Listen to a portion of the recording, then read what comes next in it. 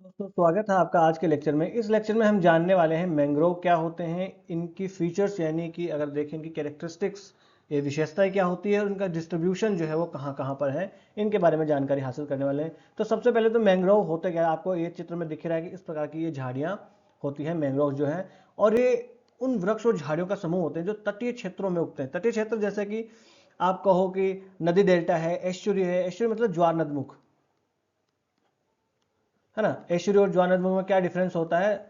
Delta जो है, माफ कीजिएगा, जो डेल्टा और ज्वारनदमुख में अंतर क्या होता है? डेल्टा जो है वो ब्रॉड होते हैं इस प्रकार से, और जो एस्चुरी होती है वो ज्वारनदमुख है होता है वो मुहाना सकरा होता है, जहाँ से जो नदी है वो समुद्र से मिलती है। ये हल्का सा हमने डिफरेंस देख लिया, ठीक है। फिर ये जो तटीय दलदली क्षेत्र है वहां पर ये मैंग्रोव वनस्पति उगती है। तो और ये पौधे उच्च लवणता, जल भराव और जो ज्वारीय बाढ़ जैसी परिस्थितियां हैं उनके प्रति विशेष रूप से अनुकूलित होते हैं। सामान्य पौधे ऐसी स्थितियों में नहीं उगते हैं। लवणीय जो जल जो है उसको ये सहन नहीं कर पाते हैं जो सामान्य पौधे होते हैं, मगर ये जो मैंग्रोव वृक्ष होते हैं, जो मैंग्रोव वनस्पतियां होती हैं, वे जो है इनको अच्छे से सहन कर पाती हैं, ठीक है। मैंग्रोव जो पारिस्थितिकी तंत्र है वो मुख्य रूप से उष्ण कटिबंधीय और उपोष्ण कटिबंधीय क्षेत्रों में पाए जाते हैं। जो भी उष्ण कटिबंधीय और उपोष्ण कटिबंधीय क्षेत्र हैं उनमें ये जो है मैंग्रोव वनस्पतियां पाई जाती है। और ये वनस्पतियां देखिए भूमि और समुद्र के बीच जो इंटरटाइडल क्षेत्र होता है ना, जो दोनों का एक आप कहो कि संक्रमण क्षेत्र होता है ना, वहां पर ये संतुलन बनाए रखने में महत्वपूर्ण भूमिका निभाते हैं। और ये देखिए जो तटीय क्षेत्र है उनको स्थिरता भी प्रदान करते हैं। किस प्रकार से करते हैं आगे देखेंगे हम। और ये जो जैव विविधता है उसको भी बनाए रखने में मदद करते हैं। कैसे मदद करते हैं वो भी आगे हम देखेंगे, ठीक है। और साथ ही साथ जो स्थानीय मत्स्य पालन है, मछली पालन है, उसको भी समर्थन देने में महत्वपूर्ण भूमिका निभाते हैं। साथ साथ कार्बन अवशोषण में भी महत्वपूर्ण भूमिका निभाते हैं। और ये इस प्रकार से वो जो पूरा तटीय पारिस्थितिकी तंत्र है उसका महत्वपूर्ण हिस्सा ये बन जाते हैं। अब अगर हम देखें कि इसकी महत्वपूर्ण विशेषताएं कौन सी आती है, तो विशेषताओं में आ जाए हम। तो पहली विशेषता है लवण सहिष्णुता इनमें होती है। ये जो सॉल्ट है उसके प्रति टॉलरेंट होते हैं बहुत अच्छे से, ठीक है। तो ये जो लवणीय क्षेत्र है, जो लवणीय जल है, उसमें भी अच्छे से आसानी से ये उग पाते हैं, ठीक है।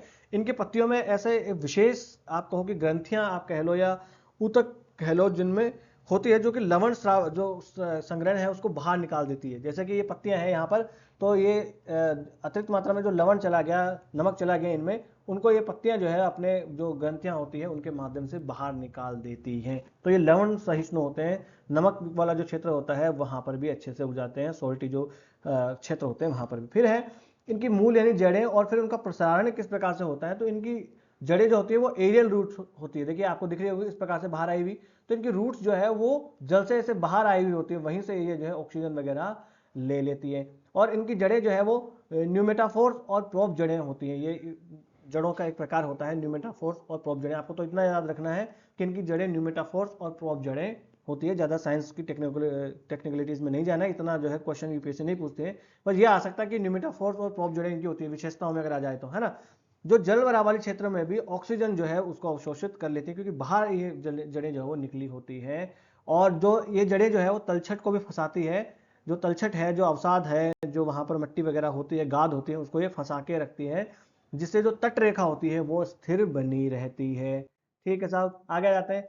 फिर अगर इनमें देखें तो जीव जनन की एक महत्वपूर्ण विशेषता इनमें रहती है विविपेरिटी का। आपने नाम सुना होगा विविपेरिटी। इसमें एक अलग किस्म की चीज ये होती है, देखिए सामान्यतः जो वृक्ष पौधे होते हैं उनमें क्या होता है कि बीज जो है वो नीचे गिर जाते हैं और फिर वो अंकुरित होते हैं। क्या होते हैं? बीज जो है वो नीचे गिरते हैं और फिर बीज अंकुरित होते हैं। परंतु देखिए इनमें, इन पौधों के लिए ऐसे ऐसे सिचुएशन नहीं हो सकती, क्योंकि ये तो जल वाले क्षेत्रों में पाए जाते हैं। और जल में गिरा हुआ बीज किस प्रकार से अंकुरित होगा, और वो भी लवणीय जल। तो इससे बचने के लिए इनमें विविपेरिटी की एक विशेषता होती है, विविपेरियस जर्मिनेशन इनमें होता है, जीव जनन। होता क्या है कि जैसे ये बीज यहाँ पर लगा हुआ है, अभी जुड़ा हुआ ही है, जो मदर जो प्लांट है उससे जुड़ा हुआ ही है, वहीं पे ये बीज अंकुरित हो जाता है और उग जाता है। और उसके बाद उगने के बाद ही ये नीचे गिरता है, और जैसे नीचे गिरता है वहीं से ये अपना जो है पूरा पौधा बनने की ये प्रक्रिया में आ जाता है। इस प्रकार से देखिए ये यहीं से गिर रहा है ना, तो गिरते वक्त ही ये जड़ें वगैरह सारी इसकी चालू हो जाती है। पौधे के रूप में ही गिरता है, बीज के रूप में गिरता ही नहीं है। ये होती है विविपेरिस जर्मिनेशन। तो एग्जाम में पूछा जा सकता है कि इनके विषय में निम्नलिखित कथनों पर आप विचार कीजिए। मैंग्रोव के विषय में निम्नलिखित कथनों पर विचार कीजिए। इनमें विविपेरियस जर्मिनेशन की विशेषता पाई जाती है। आपको पता ही नहीं विविपेरियस जर्मिनेशन क्या होता है, तो आप सही करोगे गलत। और यहां से क्वेश्चन बनते ही हैं हमेशा। और ये तापमान के लिए भी अनुकूल होते हैं। जो मैंग्रोव है वो उच्च तापमान और तीव्र सूर्य विकिरण को सहन करने में भी सक्षम होते हैं, जिससे ये उष्णकटिबंधीय और उपोष्णकटिबंधीय जलवायु में अच्छे से पनप पाते हैं। अच्छे खासे तापमान को ये सहन कर सकते हैं। ठीक है, फिर हम आ जाएं वैश्विक स्तर पर। अगर हम देखें तो मैंग्रोव का वितरण कहाँ कहाँ पर है, ये अभी हमने फीचर्स देखे इनकी कि क्या इनकी फीचर्स होती है। ठीक है, तो अगर हम देखें कि वैश्विक स्तर पर इनका हम वितरण देखें तो मैंग्रोव जो है वो मुख्य रूप से 30 डिग्री उत्तरी और 30 डिग्री दक्षिणी अक्षांशों के बीच में पाए जाते हैं। अब ये मत कहना सर हमें अक्षांश और देशांतर नहीं पता है। अगर आप ये क्लास लेने बैठे हैं तो आपको अवश्य ही पता होगा कि अक्षांश और देशांतर क्या होते हैं। तो 30 डिग्री उत्तर और 30 डिग्री दक्षिण जो है वहां अक्षांशों के बीच में ये पाए जाते हैं। जो उष्ण कटिबंधीय और मुख्य रूप से उपोष्ण कटिबंधीय वाले क्षेत्र हैं वहां पर ये पाए जाते हैं। बात करें अगर हम इसमें दक्षिण पूर्व एशिया की, तो दक्षिण पूर्व एशिया में ये अगर हम देखें तो इंडोनेशिया और मलेशिया के जो तटीय क्षेत्र हैं वहां पर खूब ज्यादा मात्रा में पाए जाते हैं। और अगर हम देखें बांग्लादेश, हालांकि बांग्लादेश जो है वो दक्षिण एशिया में आता है, ना कि दक्षिण पूर्व एशिया में। बांग्लादेश जो है वो तो अपना पड़ोसी देश है तो दक्षिण एशिया में आता है। तो ये जो सुंदरवन है बांग्लादेश का, ये सुंदरवन हालांकि बांग्लादेश में और अपने भारत में भी थोड़ा बहुत फैला हुआ है ये। तो ये सुंदरवन जो है ये किसके लिए फेमस है भाई? ये सुंदरी नामक वृक्ष यहाँ पर पाया जाता है, और ये वृक्ष जो है ये मैंग्रोव वृक्ष है, तभी तो इसका नाम जो है वो सुंदरवन पड़ा है। तो यहाँ पर भी खूब ज़्यादा मात्रा में पाए जाते हैं। साथ ही साथ इंडोनेशिया वाला जो क्षेत्र हो गया वहाँ पर भी ये खूब ज़्यादा मात्रा में पाया जाता है। और मलेशिया वाला क्षेत्र देख लीजिए आप, ये जो यहाँ पर दिख रहा है आपको, मैं आपकी जगह में पेन चेंज कर लूँ, यहाँ पर आप देख सकते हैं खूब ज़्यादा मात्रा में पाया जा रहा है ना। ये भारत वाला क्षेत्र हो गया, ये यहाँ पर बांग्लादेश की वाला क्षेत्र हो गया सुंदरवन, और ये यहाँ पर मलेशिया इंडोनेशिया वाला क्षेत्र हो गया, यहाँ पर खूब ज़्यादा मात्रा में ये पाया जाता है। फिर अगर देखेंगे सेंट्रल अमेरिका वाला जो क्षेत्र है वहाँ पर भी ये खूब ज़्यादा मात्रा में पाया जाता है। सेंट्रल अमेरिका वाला क्षेत्र जैसे कि पनामा हो गया, कोस्टारिका हो गया, ये वाला जो क्षेत्र है वहां पर भी ये बहुत ज़्यादा अत्यधिक मात्रा में ये जो है पाए जाते हैं। ठीक है, फिर अगर हम देखें, देखिए ये वाला सेंट्रल अमेरिकन क्षेत्र आप देख सकते हो, ये सेंट्रल अमेरिकन क्षेत्र है, यहाँ पर भी खूब ज़्यादा। फिर अगर अफ्रीका में देखें तो पश्चिमी और मध्य अफ्रीका जो है उनका जो तटीय क्षेत्र है वहां पर भी खूब ज़्यादा मात्रा में पाए जाते हैं। ठीक है, अब अगर हम देखें तो ये मैंग्रोव ठंडे क्षेत्र जो है वहां पर बहुत कम मात्रा में पाए जाते हैं। वहां तापमान और लवणता जो है वो मैंग्रोव के अनुकूल नहीं होते हैं। तो अगर आ जाए कि मैंग्रोव जो है वह मुख्य रूप से उष्ण कटिबंधीय और उपोष्ण कटिबंधीय वनस्पति है, तो हाँ बिल्कुल उष्ण कटिबंधीय और उपोष्ण कटिबंधीय वनस्पति ही है, आपको यही इसमें लगाना है। ठीक है, फिर अगर आ जाए भारत में मैंग्रोव का वितरण कहाँ कहाँ है, भारत में मैंग्रोव जो है वो कहाँ कहाँ पाए जाते हैं, ये आपको अच्छे से आपको याद रखना है। ठीक है, तो भारत में मैंग्रोव वनस्पति तंत्र जो है वो अच्छा खासा समृद्ध है, बहुत ज़्यादा मात्रा में अपने यहाँ पाया जाता है। पूर्वी तट जो है और पश्चिमी तट दोनों, देखिए मैप में एक मिनट में आपको मैप बना लूँ यहाँ पर हल्का सा अपना। ठीक है, देखिए ये क्या हो गया पूर्वी तट, ये हो गया अपना पश्चिमी तट, है ना। तो पूर्वी तट साथ साथ पश्चिमी तट पर खूब ज्यादा मात्रा में ये पाया जाता है। अगर पश्चिमी तट की हम बात करें तो यहाँ पर गुजरात की जो कच्छ की खाड़ी है ना वहां पर भी खूब ज्यादा मात्रा में पाए जाते हैं, है ना। अगर हम इस प्रकार से देखें आगे तो ये जो कच्छ की खाड़ी है यहाँ पर वनस्पति जो ये मैंग्रोव वनस्पति है वो पाई जाती है। फिर यहाँ पर अगर हम गोवा देखें तो गोवा में भी पाई जाती है। फिर महाराष्ट्र का रत्नागिरी और जो कोकण तट है वहां पर भी खूब ज्यादा मात्रा में पाई जाती है। फिर कर्नाटका का जो करवार और मंगलोर वाला तट वाला जो क्षेत्र है यहाँ पर, है ना, वहां पर भी खूब ज्यादा मात्रा में पाई जाती है। केरल का वेम्बनाड और कन्नूर वाला जो क्षेत्र है यहाँ पर केरल है, वहां पर भी ये खूब ज्यादा मात्रा में पाई जाती है। फिर अगर देखें पूर्वी तट की बात करें तो पूर्वी तट पर ये जो सुंदरवन है, सुंदरवन देखिए पश्चिम बंगाल और बांग्लादेश वाला क्षेत्र वहां पर फैला हुआ है। और भारत और दुनिया का तो सबसे बड़ा मैंग्रोव वनस्पति क्षेत्र ही सुंदरवन है।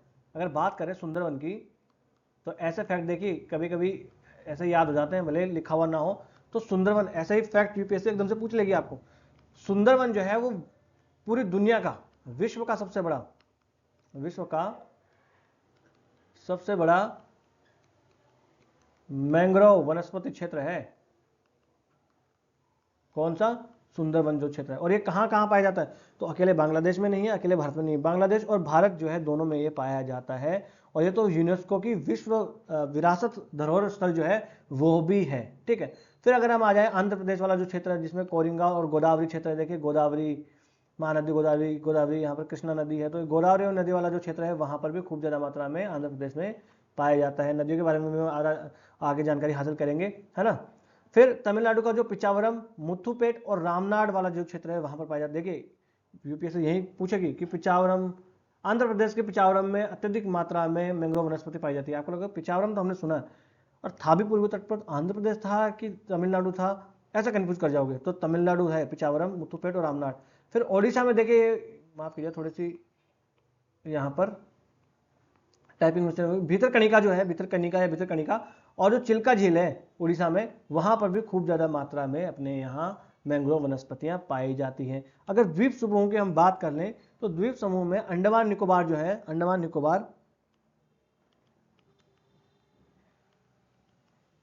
है ना, तो जो अंडमान निकोबार द्वीप समूह अपने हैं, ये पूर्वी तट है, ये बांग्लादेश की खाड़ी है, और यहाँ पर जो है अपने अंडमान निकोबार बने, ये अंडमान है और ये निकोबार है ना। तो ये अंडमान निकोबार द्वीप समूह जो है वहां पर भी ये खूब ज़्यादा मात्रा में पाया जाता है, अत्यधिक मात्रा में यहाँ पर मैंग्रोव वनस्पतियाँ पाई जाती है। अगर देखें, अगर हम यहाँ बात करें लक्षद्वीप की, लक्षद्वीप जो है ये अरब सागर में है। कहाँ पर है? अरब सागर में है। और ये लक्षद्वीप किसका बना हुआ है? ये कोरल का बना हुआ है, प्रवाल भित्तियों का बनकर बना हुआ है। प्रवाल भित्तियों के बारे में भी हमने पहले एक लेक्चर में ऑलरेडी बताया हुआ है। तो ये हमने इसमें देख लेंगे किस प्रकार से इनका वितरण जो है। भारत में अगर हम मैप में यहाँ पर आकर देख लें तो देखिए सुंदरबन वाला जो क्षेत्र है पश्चिम बंगाल में, ये पूरा क्षेत्र जो है यहाँ पर सुंदरबन वाला ही है। मैं पेन नया ले लेता हूँ। ये देखिए सुबर्ण रेखा वाले क्षेत्र है, नदी वाला वहाँ पर है। भितरकनिका उड़ीसा में, महानदी यहाँ पर नदी, वहाँ पर चिल्का झील है, यहाँ पर पाया जाता है। अगर देखिए ये आंध्र प्रदेश वाला क्षेत्र पूरा, तो आंध्र में ईस्ट गोदावरी, कोरिंगा, कृष्णा वाला जो क्षेत्र है वहाँ पर है।